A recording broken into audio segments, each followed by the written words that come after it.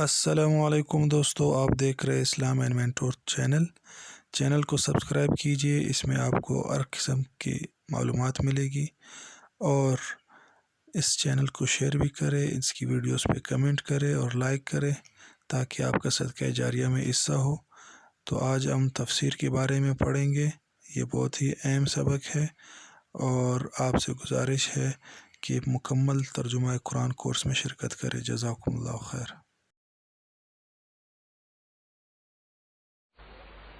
تو آج کا سبق جو ہے وہ بڑا اہم سبق ہے، تفسیر قرآن سے متعلق معلومات ہے۔ سب سے پہلے نمبر پر ہم لفظ استعمال کرتے ہیں تفسیر۔ تفسیر قرآن پڑھ رہا ہوں، تفسیر قرآن۔ تو تفسیر کے کیا معنی ہیں اس کو سمجھنا۔ تفسیر کا لغوی معنی اور تفسیر کا اصطلاحی معنی، اصل معنی دیکھیں۔ تفسیر فسر سے ہے، فسر۔ یہ تفسیر کا جو لفظ ہے یہ فسر سے بنا ہے۔ تفسیر یہ کس سے بنا ہے؟ فسر سے بنا ہے۔ فسر کے معنی ہوتے ہیں کھولنا، بیان کرنا، واضح کرنا، یہ فسر کے معنی ہوتے ہیں۔ تو التفسیر، التبیین، التکشیف، کھولنا، بیان کرنا، تفسیر کا یہ معنی ہوا۔ اصطلاح میں کسے کہتے ہیں؟ علم۔ علم، تفسیر ایسا علم ہے، بہت سارے علوم ہے دنیا میں، ایک علم نہیں ہے۔ حدیث ایک مستقل علم ہے، تفسیر ایک مستقل علم ہے، فقہ ایک مستقل علم ہے، علم ادب ایک مستقل وہ ہے۔ یہ کچھ علوم ہے، کچھ فنون ہے۔ تو تفسیر ایسا علم ہے یفہم بہ کتاب اللہ، یفہم بہ کتاب اللہ۔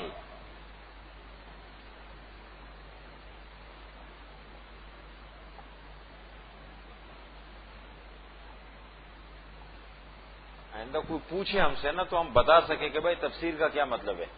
کہاں جاتے ہیں؟ تفسیر پڑھنے جاتا ہوں۔ اچھا تفسیر کے کیا معنی ہے؟ معنی تو معلوم نہیں ہے، ایسا نہ ہو، معلوم ہو۔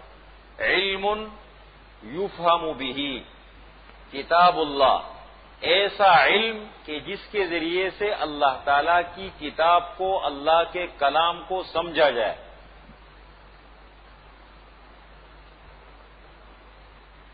کون سی کتاب؟ المنزل علی نبیہ محمد صلی اللہ علیہ وسلم، یہ پوری تعریف ہے۔ المنزل، یہ تو میرے خیال میں ساتھی محنت کر لیں، عربی میں یاد کریں اس کو۔ ابھی تو گروپ بھی بننے والے ہیں انشاءاللہ، امیر ہوں گے۔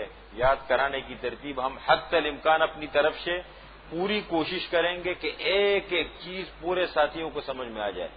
کوئی ایسا قرآن کی تفسیر شروع ہوگی اور مسئلہ آسان ہو جائے گا انشاءاللہ۔ المنزل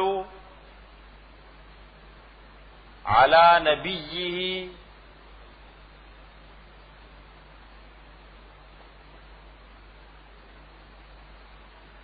محمد صلی اللہ علیہ وسلم،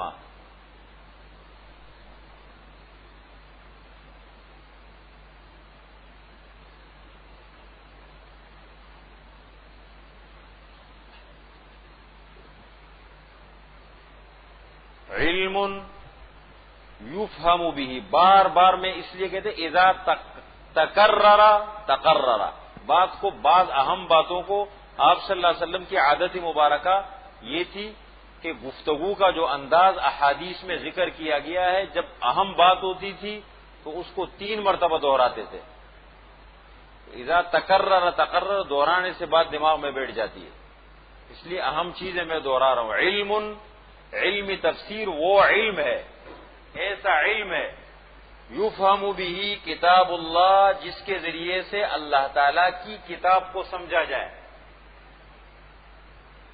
کون سی کتاب؟ المنزل علی نبیہ محمد صلی اللہ علیہ وسلم، جو کتاب اللہ تعالیٰ نے رسول اللہ صلی اللہ علیہ وسلم پر اتاری ہے. ایک بات. وہ بیان معانی ہی،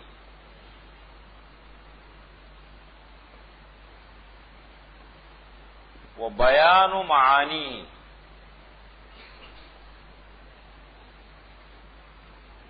دوسری بات، اللہ کی کتاب کو سمجھا جائے اور وہ بیان و معانی ہی، اور اس کے معانی کو واضح کیا جائے، معانی کی وضاحت ہو.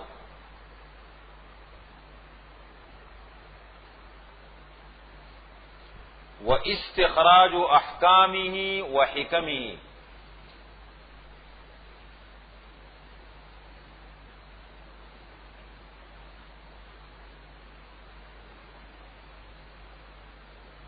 استخراج احکامہ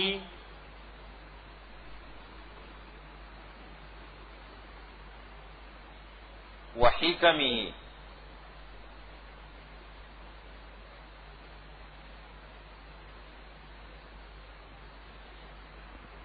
یہ ہو گئی تیسری بات. وہ استخراج احکامہ، قرآن کریم میں جتنے احکامات ہیں ان کو واضح کر دیا جائے. وہ حکمہ، اور قرآن کریم میں جتنی دانائی اور حکمت کی باتیں ہیں ان کو واضح کیا جائے. تفسیر کا مقصد یہ ہے اللہ کے کلام کو سمجھا جائے اور اس کے معانی کی وضاحت ہو،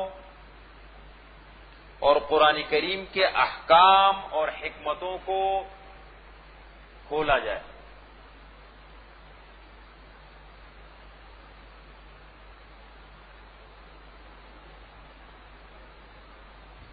سمجھ رہے ہیں بات کو؟ مشکل تو نہیں ہے ان کے ساتھ مناسبت پیدا کرنے کا. ہم جس ماحول میں اصل میں زندگی گزارتے کبھی ان چیزوں سے واسطہ نہیں پڑا، تو آہستہ آہستہ جب مناسبت پیدا ہو یہ چیزیں آسان ہو جاتی ہیں.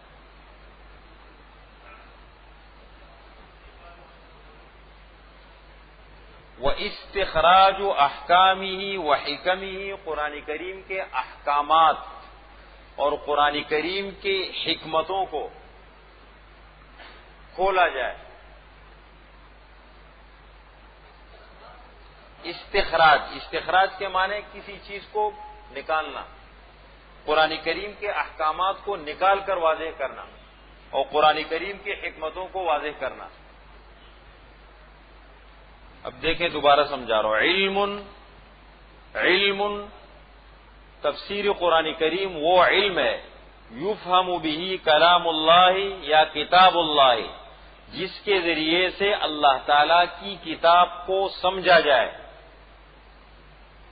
وہ بیان و معانی ہی، اور اس کے معانی کو بیان کیا جائے، واضح کیا جائے، اور اس کے احکامات کو اور حکمتوں کو کھولا جائے. یہ بھی آگے آئے گا انشاءاللہ، سمجھیں گے اس کو. اس کو آپ لوگ ابھی 3 دن کی چھٹی آ رہی ہے، وقفہ ہے بیچ میں، اس سے بھی فائدہ اٹھائے. اگر ایسا ماحول ہم گھر میں بنا لیں کہ تھوڑی دیر کے لیے جمع ہو، بلکہ گھر والے جو افراد نہیں آتے کبھی کبھی آدھے گھنٹے کے لیے جمع کر لے. بھائی میں آپ کو بتاتا ہوں میں نے مدرسے میں کیا سیکھا ہے، ان کو بیان کیا جائے، یاد کیا جائے. یہ 3 دن تو ہمارے اس لیے نہیں کہ اس میں ہماری چھٹی ہے، یہ 3 دن اس لیے ہو کہ اس میں ہم پیچھے کی تیاری کریں، جو ہم نے پڑھا ہے اس کی تیاری ہو، تاکہ آہستہ آہستہ ہم آگے بڑھتے جائیں. کم از کم اتنا نہ ہو پورا قرآن کریم کو ہم سال میں سمجھ سکے، لیکن اتنا ہمیں پتہ لگے کہ قرآن کریم کا انداز کیا ہے. آدھے سے زیادہ حصہ ہمارے سمجھ میں بہت آسان ہے. ابھی جب تفسیر شروع ہوگی آپ خود سمجھیں گے کہ خود اللہ فرما رہے وَلَقَدْ يَسَّرْنَا الْقُرْآنَ لِلذِّكْرِ فَهَلْ مِن مُدَّكِرٍ، ہم نے قرآن کریم کو آسان کیا ہے، کوئی سمجھنے والا ہے. لیکن آسانی کا یہ مطلب بھی نہیں ہے کہ میں اپنی سوچ اور اپنے ذہن کے مطابق کہوں کہ مشکل باتیں اس میں نہ ہو. اب ظاہر بات ہے ان چیزوں کے ساتھ جب تک مناسبت نہ ہو تو بات تو سمجھ میں نہیں آئے گی. ہم پورے قرآن کریم کی تفسیر پڑھیں اور جب لوگ ہم سے پوچھے بھائی قرآن کی تفسیر کا کیا مطلب ہے تو ہمیں اس کی تعریف نہ ہے. ایک بات یہ ہو گئی قرآن کریم کی تعریف. دوسرا عنوان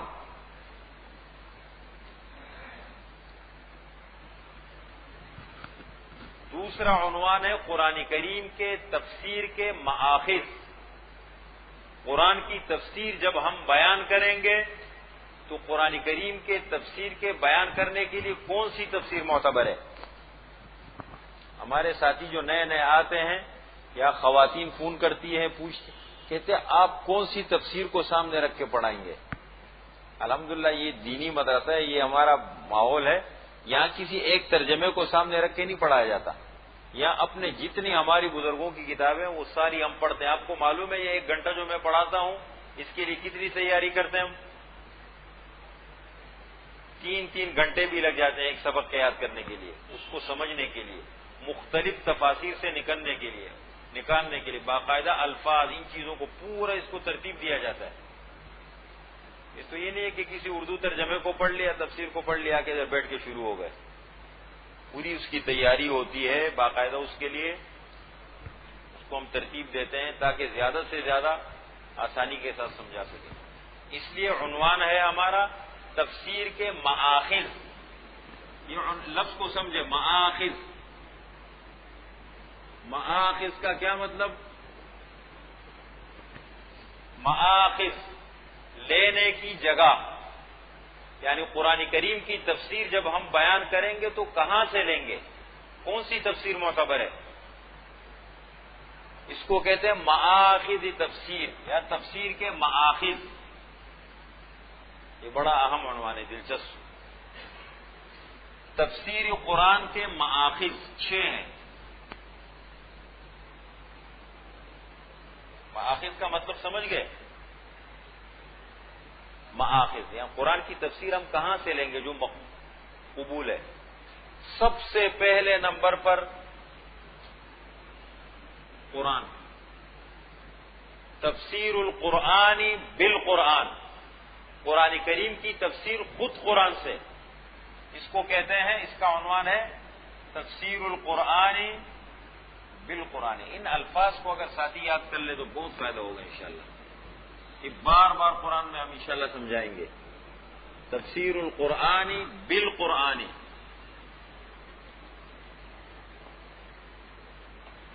قرآن کریم کی تفسیر خود قرآن کریم کے ذریعے سے. اس لیے کہ مفسرین کے ہاں اصول ہے، القرآن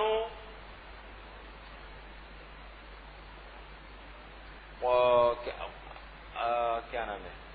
تفسیر القرآن بالقرآن. اس کا عنوان ہے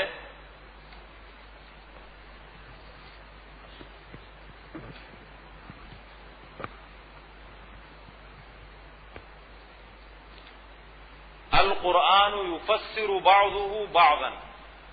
قرآن خود قرآن کریم کی تفسیر کرتا ہے. القرآن یفسر بعضه بعضا. قرآن خود اپنے ایک حصے کی تفسیر کرتا ہے.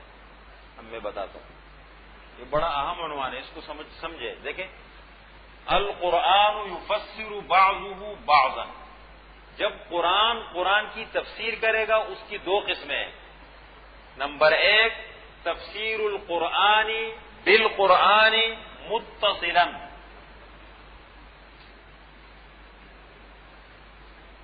اس کو آپ یہ نہ سمجھیں مشکل ہے، میں سمجھا رہا ہوں آپ کو انشاءاللہ. تفسیر القرآن بالقرآن متصلا. اور دوسری قسم ہے تفسیر القرآن بالقرآن منفصلا.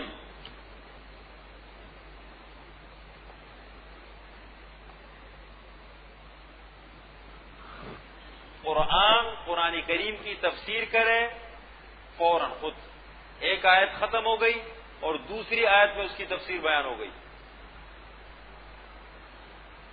متصل کے معنی ملا ہوا اور منفصل کے معنی الگ. ایک جگہ میں قرآن کریم کا کچھ ذکر ہے، اب اس کی وضاحت قرآن کریم نے کسی اور جگہ پر کی ہے. دیکھیں مثالیں میں دیتا ہوں. قرآن کریم میں ہم پڑھتے ہیں الف لام میم. کو شروع سے مثالیں دے رہا ہوں تاکہ سمجھنے میں آسانی ہو آپ کو. الف لام میم، ذالک الکتاب، یہ کتاب ہے، لا ریب فیہ، اس میں کسی قسم کا شک شبہ نہیں ہے. ہدی للمتقین، ہدایت ہے پرہیزگاروں کے لیے، یعنی فی الوقت فائدہ اٹھانے والے متقین ہیں اس سے۔ اب یہ متقین کون لوگ ہیں؟ متقین کون ہے؟ اللہ فرما رہے کہ ہدایت اٹھانے والے کون ہیں اس سے؟ ہدایت ہے متقین کے لیے۔ آگے 5 صفتیں بیان کر دی۔ الذین یؤمنون بالغیب، جو غیب پر ایمان لاتے ہیں، پہلی صفت۔ نمبر 2، وَيُقِيمُونَ الصَّلَاةَ، نماز قائم کرتے ہیں۔ نمبر 3، وَمِمَّا رَزَقْنَاهُمْ يُنْفِقُونَ، اللہ تعالیٰ کے دیے ہوئے رزق میں سے خرچ کرتے ہیں۔ نمبر 4، وَالَّذِينَ يُؤْمِنُونَ بِمَا أُنزِلَ إِلَيْكَ وَمَا أُنزِلَ مِن قَبْلِكَ، قرآن کریم پر بھی اور پچھلی کتابوں پر ایمان لاتے ہیں۔ نمبر 5، اور آخرت پر یقین رکھتے ہیں۔ یہ دیکھو قرآن نے خود قرآن کریم کی تفسیر کی یا نہیں؟ متقین کی وضاحت کر دی۔ یہ 5 صفات کے حامل لوگ، جن لوگوں میں یہ 5 صفات پائی جائیں وہ متقین ہیں۔ اس کو کہتے ہیں تفسیر القرآن بالقرآن متصلا۔ متصل کے معنی ہوتے ملا ہوا۔ دوسری مثال منفصلا کی، ہم پڑھتے ہیں سورہ فاتحہ میں صراط الذین انعمت علیہم، اے اللہ ہمیں ان لوگوں کے راستے پہ چلا جن پر تو نے انعام فرمایا ہے،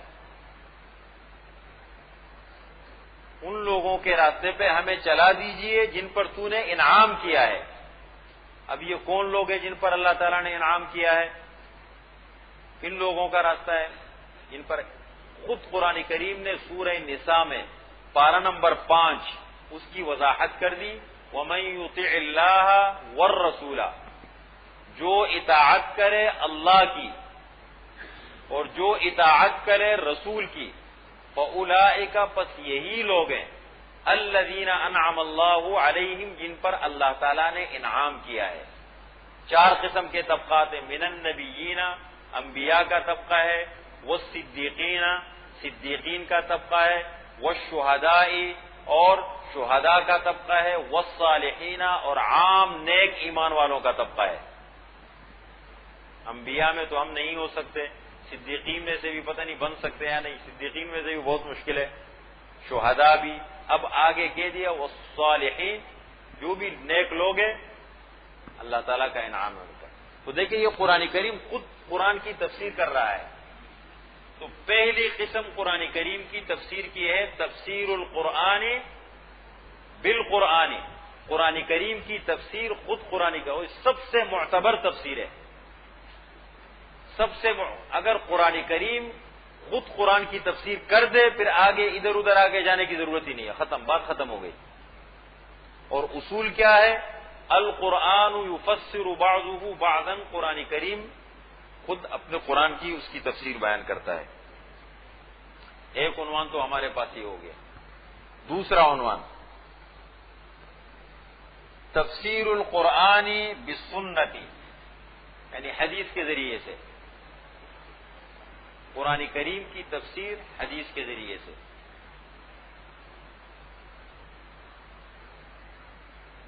قرآن کریم میں اللہ تعالیٰ فرماتے ہیں وَأَنزَلْنَا إِلَيْكَ الذِّكْرَ لِتُبَيِّنَ لِلنَّاسِ مَا نُزِّلَ إِلَيْهِمْ وَلَعَلَّهُمْ يَتَفَكَّرُونَ، اے محمد صلی اللہ علیہ وسلم، ہم نے آپ پر قرآن کریم اتارا ہے تاکہ آپ اس قرآن کریم کو بیان کرے، لوگوں کے لیے واضح کرے۔ بیان کا تعلق تفسیر سے ہوتا ہے، اس کی معنی سے۔ لِتُبَيِّنَ یتلو نہیں کہا، یتلو تو الگ کہا ہے قرآن نے، لِتُبَيِّنَ لِلنَّاسِ، تاکہ آپ اس قرآن کریم کو بیان کرے، لوگوں کے لیے واضح کرے۔ وَلَعَلَّهُمْ يَتَفَكَّرُونَ، اور تاکہ لوگ قرآن کریم میں غور اور فکر کریں، تفسیر پڑھنے کے بعد، سمجھنے کے بعد اس میں غور اور فکر کرے۔ یہ اسی طریقے سے حضور صلی اللہ علیہ وسلم فرماتے ہیں الا وانی اوتیت القرآن ومثلہ معہ، مجھے قرآن دیا گیا ہے اور قرآن کے ساتھ قرآن جیسی ایک اور چیز مجھے دی گئی ہے۔ وہ حضور صلی اللہ علیہ وسلم کی حدیث ہے۔ اس لیے دوسرے نمبر پر ہم فوراً جا کے دیکھیں گے، اس لیے کہ حضور صلی اللہ علیہ وسلم اللہ تعالیٰ کے براہ راست شاگرد ہیں، اور پھر اللہ تعالیٰ نے الفاظ معانی دونوں کی ذمہ داری لی ہے۔ لا تحرک به لسانک لتعجل به، آپ قرآن کریم کو پڑھنے میں جلدی نہ کریں۔ ان علینا جمعہ وقرآنہ، اس کا جمع الفاظ جمع کرنا بھی ہم، ثم ان علینا بیانہ، پھر اس کو بیان کرنا بھی ہماری ذمہ داری ہے۔ دونوں کی ذمہ داری اللہ نے لے لی، الفاظ قرآن کی بھی اور تفسیر قرآن کی بھی۔ یہ دھوپ والے حضرات کو اگر تکلیف ہے ادھر آ جائیں، یہ جگہ خالی ہے پیچھے، یہاں بیٹھ جائیں کونے میں۔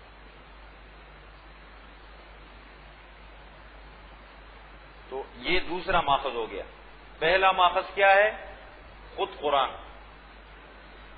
دوسرا ماخذ کیا ہے؟ حدیث۔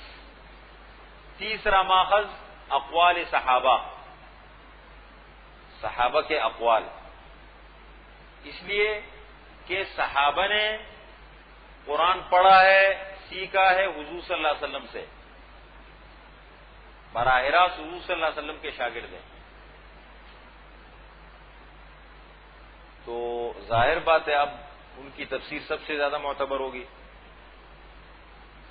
اقوال صحابہ۔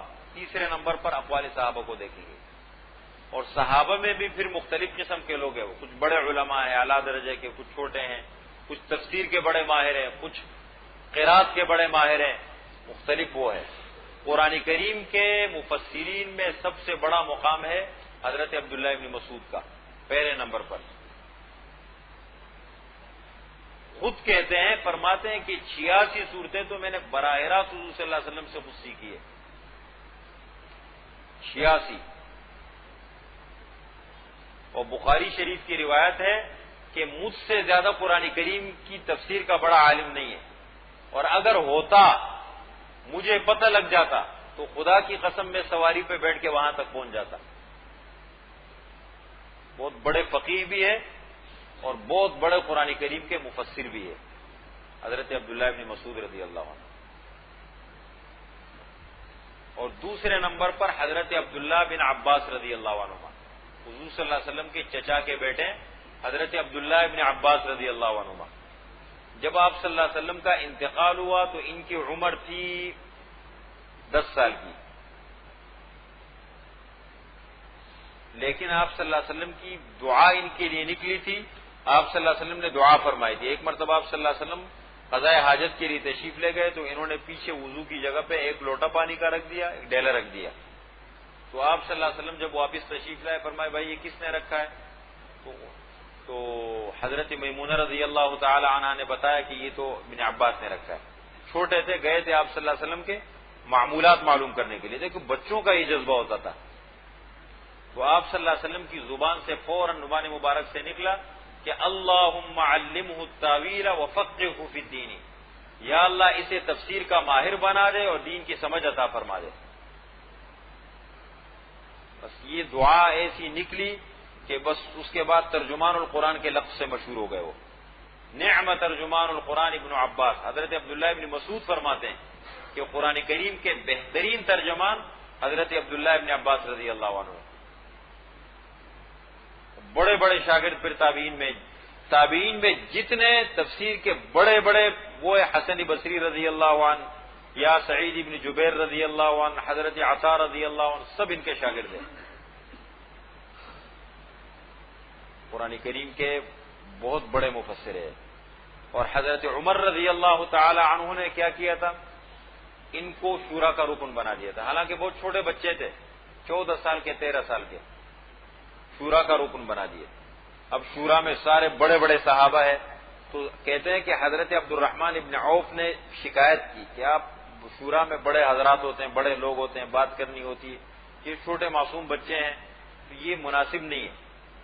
تو حضرت عمر رضی اللہ تعالی عنہ نے فرمایا کہ یہ وقت جواب دے گا، میں نے ان کو کیوں بٹھایا ہے یہ وقت خود بتائے گا۔ تو ایک مرتبہ بیٹھے ہوئے تھے مجلس میں، حضرت عمر رضی اللہ تعالی عنہ نے فرمایا کہ بھائی یہ بتاؤ کہ سورۃ النصر اذا جاء نصر اللہ والفتح، اس کے اندر راز کی بات کیا ہے؟ سورۃ النصر کے اندر سب سے پوچھا تو کسی نے نہیں بتایا. حضرت عبداللہ ابن عباس رضی اللہ تعالی عنہما سے پوچھا، فرمایا اس میں رات کی بات حضور صلی اللہ علیہ وسلم کی وفات کی طرف اشارہ ہے. آپ صلی اللہ علیہ وسلم کی وفات کی طرف اشارہ ہے. کہاں سے نکالا؟ اس لیے کہ قرآن کریم نے آپ صلی اللہ علیہ وسلم کی آمد اور بعثت کا مقصد ذکر کیا ہے. والذی ارسل رسولہ بالہدی ودین الحق لیظہرہ علی الدین کلہ.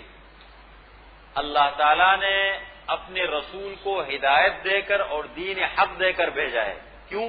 تاکہ اللہ کا دین غالب ہو جائے، تاکہ اللہ کا دین غالب ہو.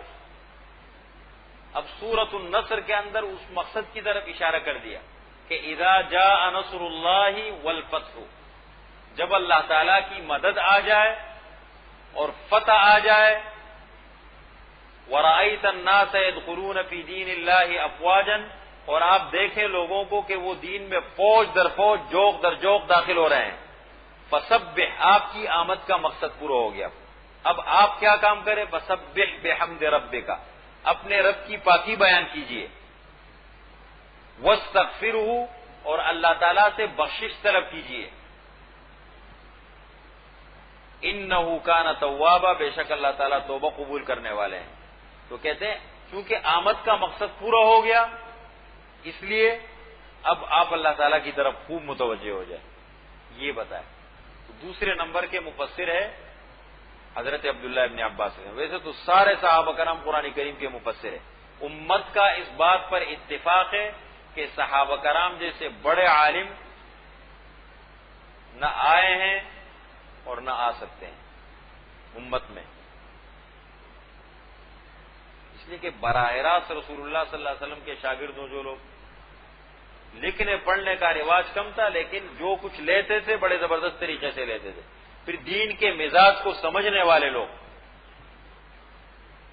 دنیا میں کوئی نہیں بتا سکتا کہ اتنے بہترین قسم کے شاگرد کسی نے پیدا کیے ہو صحابہ کرام کے علاوہ، جو آپ صلی اللہ علیہ وسلم کے چہرے کے آثار کو، علامات کو دیکھ کر کے پہچان جائے کہ آپ صلی اللہ علیہ وسلم ناراضگی کا اظہار فرما رہے ہیں کسی بات پر. تو ایک بات یہ ہو گئی. اقوال صحابہ کا بڑا اعتبار ہے تفسیر قرآن میں. اس لیے امام ابو حنیفہ رحمۃ اللہ علیہ جب قرآن کریم کی تفسیر کرتے ہیں تو وہ فرماتے ہیں کہ بھائی سب سے پہلے قرآن کریم کی تفسیر ہم قرآن سے لیتے ہیں، دوسرے نمبر پر ہم احادیث کے ذریعے معلوم کرتے ہیں. احادیث میں نہ ملے تو پھر اقوال صحابہ کو ہم بنیاد بناتے ہیں. اقوال صحابہ میں نہ ملے تو پھر حضرت امام ابو حنیفہ رحمۃ اللہ علیہ خود تابعی ہے.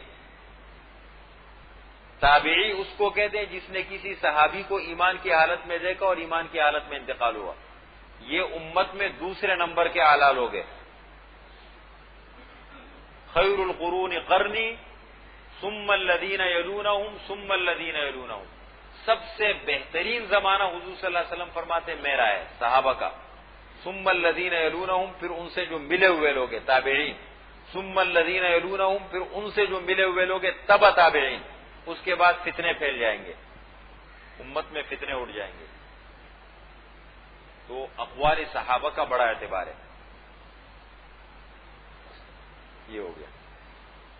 چوتھے نمبر پر ہے اقوال تابعین، تابعین کے اقوال. یہ بھی چونکہ صحابہ کے شاگرد ہیں اور باقاعدہ تفسیر کو مدون شکل میں لانے والے یہ لوگ ہیں. ایک باقاعدہ تفسیر کو علم کی حیثیت سے امت کے سامنے پیش کرنے والے تابعین ہیں. حضرت حسن بصری کی تفسیر ہے اور صحابہ کرام تابعین کی تفسیریں ہیں، پھر اس پہ بڑا کام ہوا آگے. تو تابعین کی تفسیر کا بھی بڑا اعتبار ہے. دیکھیں خود ان سے سیکھا صحابہ سے. 4 ہو گئے. نمبر 5 ایک ماخذ ہے لغت عرب، عربی زبان.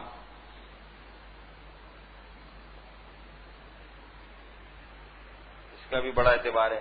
لغت عرب، عربی زبان نہیں لغت عرب. ہاں لغت عرب ہے، عرب ہے، قرآن لکھ دیا میں نے، لغت عرب، عربی زبان، یہ لغت قرآن ہے لیکن لغت عربی زبان، یہ بھی بنیاد ہے، اس لیے کہ قرآن کریم اترا ہے عربی زبان میں، قرآن کریم، لیکن اگر کوئی یہ سمجھے کہ صرف عربی زبان کے سیکھنے سے میں قرآن کو سمجھ جاؤں گا، کبھی نہیں سمجھیں گے، وہ اس کا ایک حصہ ہے، اس لیے کہ الفاظ کے معانی ہے، اور ان معانی کے پھر آگے مراد کیا ہے وہ پھر ان ذرائع سے پتہ لگتا ہے ساری چیز، اس لیے صحابہ کرام اہل زبان ہونے کے باوجود عربی زبان بولتے تھے، لیکن قرآن کریم کی کئی تفسیروں میں ان سے غلطیاں ہوئی، انہوں نے جا کر کے حضور صلی اللہ علیہ وسلم سے پوچھا، یا آپ صلی اللہ علیہ وسلم نے وضاحت فرمائی، پھر جا کے سمجھے وہ، تو مراد کو بھی دیکھنا پڑتا ہے، اس کا یہ اللفظ ہے، اس لفظ کا معنی ہے، اور ایک اس لفظ کی مراد کیا ہے اس کو دیکھنا پڑتا ہے۔ انشاءاللہ ساری چیزیں سامنے آئیں گی، ہم واضح کریں گے اس کو، تو اس کا بھی بڑا اعتبار ہے۔ اور چھٹے نمبر پر ہے تدبر،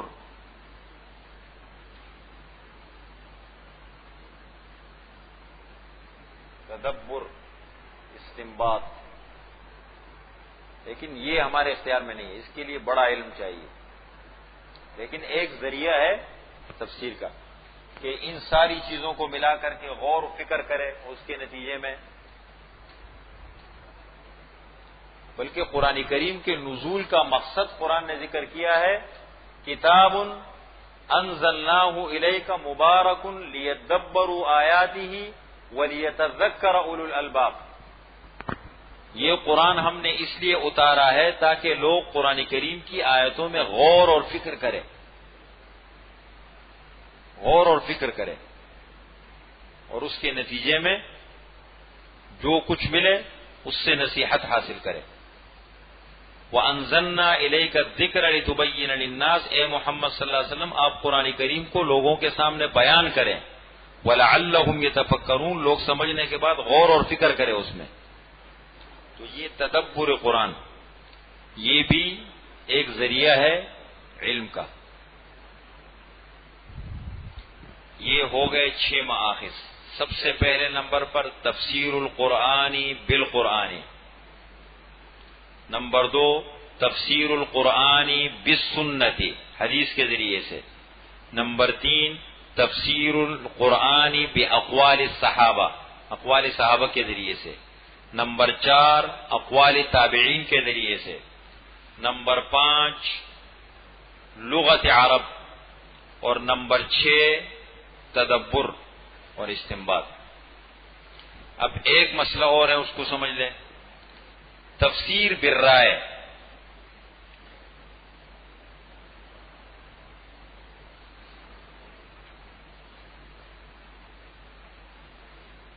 تفسیر بالرائے، اپنے ذہن سے اور اپنی رائے سے تفسیر کرنا، ہاں یہ بڑا اہم مسئلہ ہے۔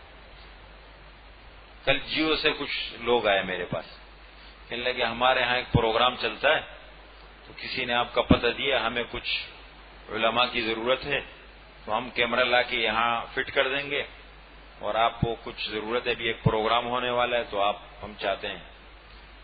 تو اب وہ باتیں شروع کر دی، تو میں نے ان سے کہا، بھائی دیکھو ہمارے ہاں تو شورا ہے، اکیلے میں فیصلہ نہیں کر سکتا ہوں، شورا سے ہم پوچھیں گے، اگر وہ اجازت دے دے پھر کریں گے، اور پھر دوسری بات ہے آپ کے پروگرام کو میں پہلے چیک کروں گا کس قسم کا پروگرام ہے۔ اسفر کے نام سے کوئی پروگرام آتا ہے، اسفر پتہ نہیں کیا ہے، میں نے ساتھیوں کو فون کیا، صغیر صاحب بیٹھے ہیں ان کو، وہ کہہ رہے یہ تو بڑا غیر سنجیدہ اور مزاحیہ پروگرام ہے۔ تو میں نے کہا کس چیز پہ آپ لوگ پروگرام کر رہے ہیں؟ کہنے لگے یہ برگر لڑکے ہوتے ہیں نا معاشرے میں، اس پہ پروگرام کر رہے ہیں، اور اس میں ہمیں اسلامی معاشرت پر مواد چاہیے کہ اسلام اس بارے میں کیا کہتا ہے، بال بنانے کے متعلق یا لباس کے متعلق یہ کیا کہتے ہیں۔ اب اس کو اور اس کو جوڑیں گے، اس سے کوئی تماشا بنائیں گے۔ تو اب بیٹھ گئے تو باتیں شروع کر دی۔ میں نے کہا دیکھو بھائی، اصل میں مسئلہ یہ ہمارے ہاں یہ ہمارے ہاں اصول ہوتے، اس طریقے سے اپنی طرف سے فیصلہ ہم نہیں کر سکتے. بڑے طریقے سے میں نے بات کی ان سے. تو میں نے کہا بسا اوقات دیکھو پھر بعض لوگ آتے ہیں ٹی وی کے اوپر، خصوصاً جیو پر اس قسم کے پروگرام نشر ہوتے ہیں. میں نے کہا جاوید غامیدی صاحب نے اس قسم کی باتیں کی، لوگ کی. اب غیر سنجیدہ لڑکا ہے، چھوٹا، اتنا بڑا بھی نہیں، عمر نام تھا.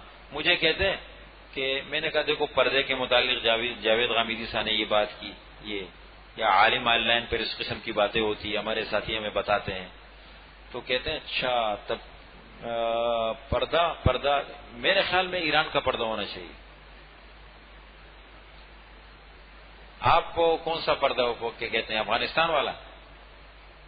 میں نے کہا میرے بھائی یہ دین نہ میرے باپ کا ہے نہ آپ کے باپ کا ہے، نہ یہ ایران کا ہے نہ افغانستان کا ہے.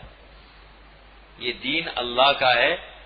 جو پردے کا حکم اللہ نے بتایا ہے، جو اللہ نے سمجھایا ہے، وہی پردہ ہے. میں نے کہا دیکھیں آپ ابھی سے میرے سامنے بیٹھ کے، یہ بڑے مذاق میں نے طریقے سے میں نے کہا دیکھیں آپ میرے سامنے بیٹھ کے یہ باتیں کرتے ہیں تو آپ کے پروگرام پر پتہ نہیں کیا ہوگا. میں نے پھر ان سے فون لیا، میں نے کہا عشاء میں آپ کو بتاؤں گا. میں تو وہ لڑکے کو دیکھ کے سمجھ گیا کہ انتہائی غیر سنجیدہ، بیٹھنے کا انداز اور اٹھنے کا انداز، وہ جو ہوتا ہے ٹی وی پہ وہ. اب یہ اس قسم کی باتیں دیکھو، یہ ذہن بن گئی ہے. یہ جو ٹی وی پہ لوگ آتے ہیں ان کو سنتے رہتے ہیں اور ان سے یہ چیزیں سیکھتے رہتے ہیں. میں سمجھتا ہوں، میرا خیال یہ ہے، آخر میں اپنی رائے کا اظہار بھی کرتے ہیں. یہ اللہ کا کلام ہے، اللہ کا دین ہے، وحی نام ہے نقل کا. یہ کچھ میں اپنی طرف سے بناؤں، دوسرا اپنی طرف سے اپنی رائے کا اظہار کرے، یہ دین نہیں ہے. اس قسم کی باتیں بہت زیادہ ہوتی ہیں. تفسیر بالرائے کے بارے میں سمجھیں، اپنی رائے سے، اپنے ذہن سے، اپنے دماغ کو دیکھیں. قرآن کریم میں غور و فکر کرنا یہ الگ مسئلہ ہے، اور اپنی رائے سے تفسیر بیان کرنا یہ الگ مسئلہ ہے. حضور صلی اللہ علیہ وسلم فرماتے ہیں، حضرت عبداللہ ابن عباس رضی اللہ تعالی عنہما کی روایت ہے، من قال فی القرآن بغیر علم یا من قال فی القرآن برأیہ فلیتبوأ مقعدہ من النار. جو قرآن کریم میں اپنی رائے سے تفسیر کرے وہ اپنا ٹھکانہ جہنم میں بنا لے. حدیث ہے، من قال فی القرآن برأیہ فاصاب فقد اخطأ. جس نے قرآن کریم میں اپنی رائے سے تفسیر کی اور ٹھیک کی، پھر بھی اس نے غلط کیا. جو ہمارے سب سے بڑی چیز میں آپ کو بتاؤں، دیکھیں یہ باتیں آپ کو بہت کم ملے گی. سب سے بڑا بنیاد، سب سے بڑی جو ہے نا، اپنے بزرگوں پر اعتماد، اپنے بڑوں پر اعتماد. ہمیشہ باطل کی یہ سازش رہی ہے کہ امت کا رشتہ بزرگوں سے کاٹو. بزرگوں سے مراد اس دور کے لوگ میرے نہیں ہیں، صحابہ، تابعین، محدثین، فقہا. یہ وہ لوگ تھے جنہوں نے اپنی پوری زندگی دین کے لیے وقف کر دی تھی.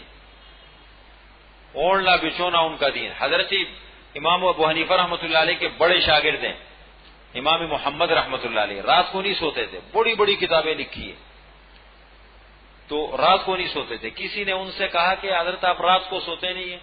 کہنے لگے یار جتنے بھی علماء ہیں وہ کہتے ہیں کہ امام محمد زندہ ہے، کوئی مشکل مسئلہ آئے گا ان سے پوچھ لیں گے. محمد بھی سو جائے تو امت کا کیا بنے گا؟ امت کا کیا بنے گا؟ ایک عیسائی نے جب آ کر کے ان کی کتابیں دیکھی اور ان کو دیکھا، ان سے ملاقات کی، کہنے لگے یہ تو ان کے چھوٹے محمد ہے، ان کے بڑے محمد کیسے ہوں گے؟ یہ بہت بڑے لوگ تھے.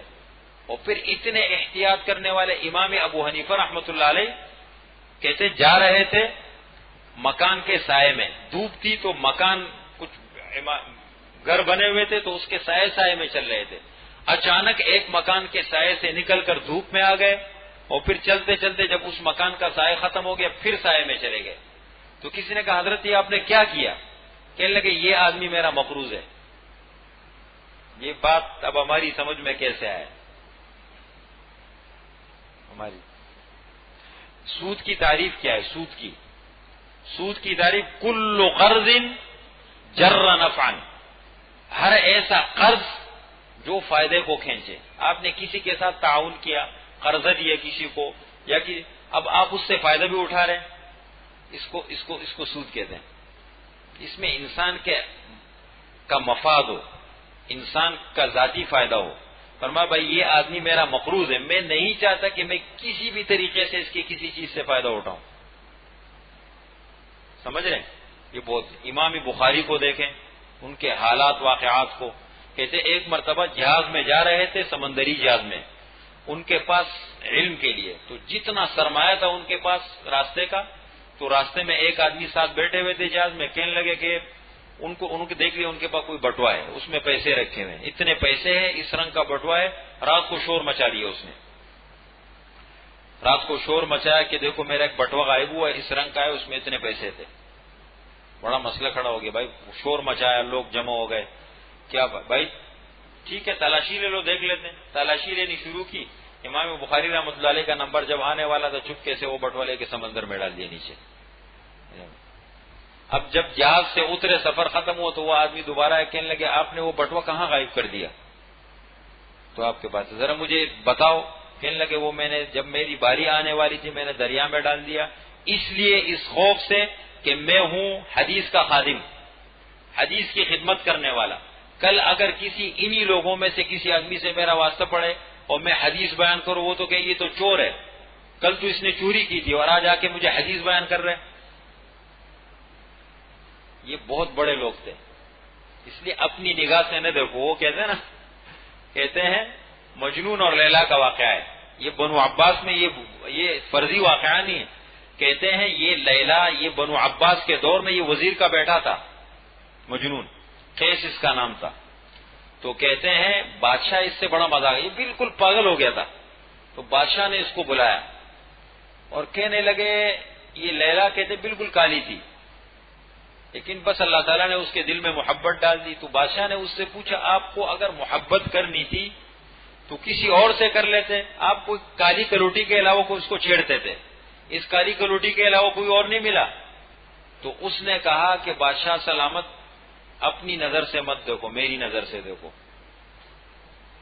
میری نظر سے دیکھو۔ تو بہرحال ہماری نظریں بھی ناقص ہے، ہماری سوچ بھی ناقص ہے، ہمارا ماحول بھی بڑا اپنے بزرگوں پر اعتماد ہے نا، اللہ کی بڑی نعمت ہے، اپنے بڑوں پر اعتماد، اس کے بغیر ہمارا دین نامکمل ہے۔ بڑوں پر اعتماد نہیں ہوگا کچھ بھی نہیں ہے، اس کو ہمیشہ بنیاد بنانا چاہیے، ہمارے بڑے ہیں یہ، ٹھیک ہے۔ ایک مسئلہ تو یہ اختتام کو پہنچا۔ اب آگے ایک اور مسئلہ ہے، اس کو بھی ذہن میں رکھیں، قرآن کریم کے حقوق، قرآن کریم کے حقوق، قرآن کریم کے 5 حقوق ہیں۔ نمبر 1، قرآن کریم پر ایمان لانا، ایمان، الحمدللہ ہم سب کا ایمان ہے قرآن کریم پر، اللہ کی کتاب ہے۔ نمبر 2، قرآن کریم کو تجوید کے ساتھ پڑھنا، پہلا حق ہے، تجوید کے ساتھ۔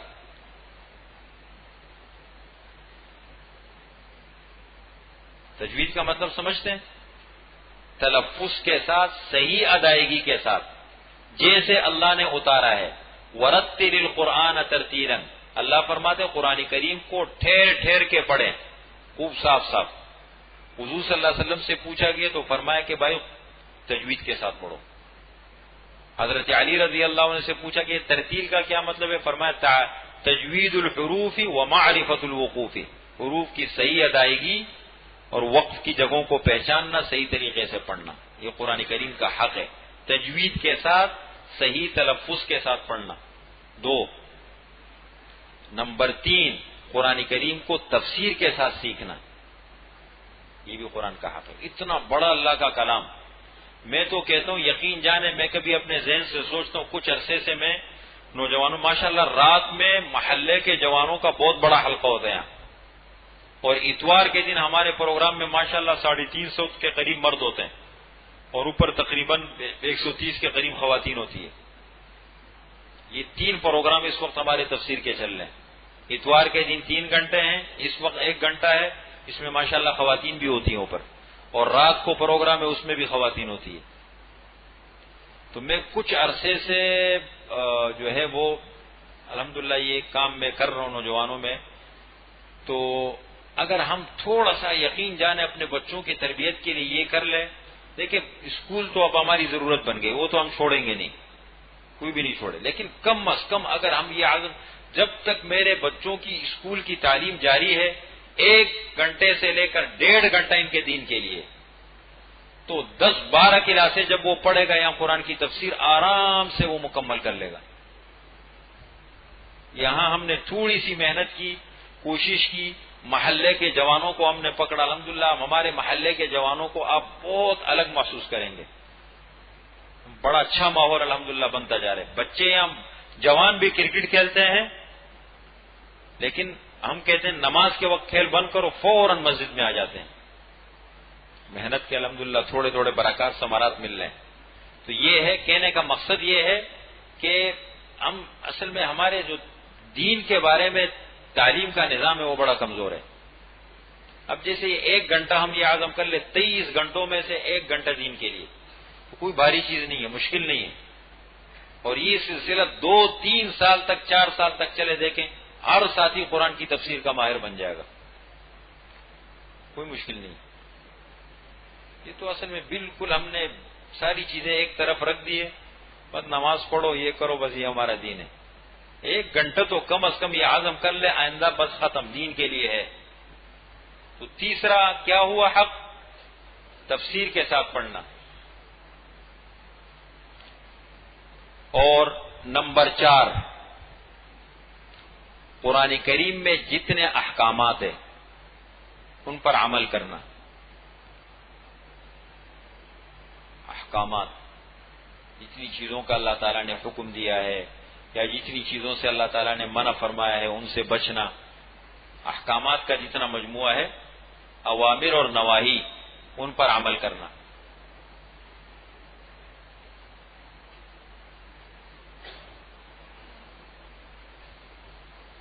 اور نمبر 5، اس قرآن کے پیغام کو دوسروں تک پہنچانا۔ سیکھنے کے بعد قرآن جتنا جتنا سیکھتے رہے، آگے دوسروں تک پہنچاتے رہے، قرآن کے پیغام کو دوسروں تک پہنچانا۔ یہ کتنے حقوق ہو گئے؟ 5۔ یہ ذہن میں رکھ کے انشاءاللہ العزیز، اور پیر کے دن سے انشاءاللہ العزیز ہماری تفسیر کا آغاز ہوگا۔